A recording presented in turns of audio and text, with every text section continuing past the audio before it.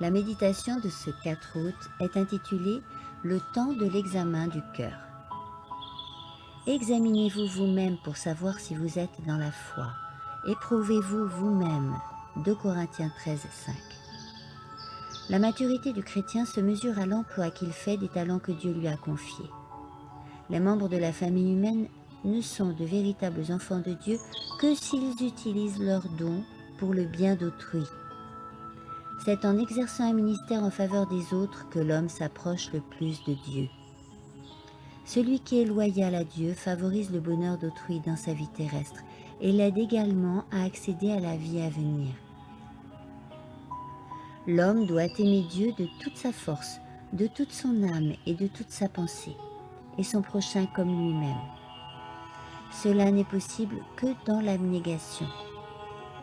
Cela signifie se maîtriser quand les passions veulent prendre le dessus, résister à la tentation de réprimander et d'accuser, se montrer patient envers l'enfant ennuyant, au comportement difficile, rester fidèle au poste, même quand les autres abandonnent, assumer les responsabilités quand c'est nécessaire, non pas pour recevoir les honneurs ou pour avoir le pouvoir, mais au nom du Maître qui a confié à chacun une tâche à accomplir fidèlement.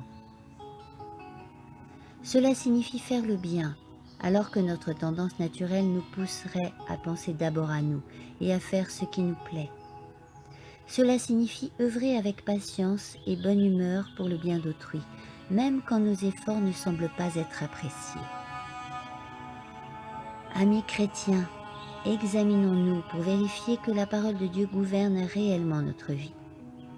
Lorsque nous cessons de prier, Christ nous suit-il dans nos activités? Ressentons-nous de l'intérêt et de la sympathie pour ceux qui sont dans le besoin? Cherchons-nous sincèrement à mieux comprendre la volonté de Dieu, afin que notre lumière brille devant les autres? La grâce transparaît-elle dans nos paroles? Notre comportement révèle-t-il la noblesse du Christ? Souvenons-nous de nous fortifier en veillant et priant constamment. Tant que nous regardons au Christ, nous sommes en sécurité, mais dès que nous comptons sur nous-mêmes, nous courons de grands dangers. Celui qui vit en harmonie avec Dieu s'adresse toujours à lui pour recevoir de l'aide. Amen.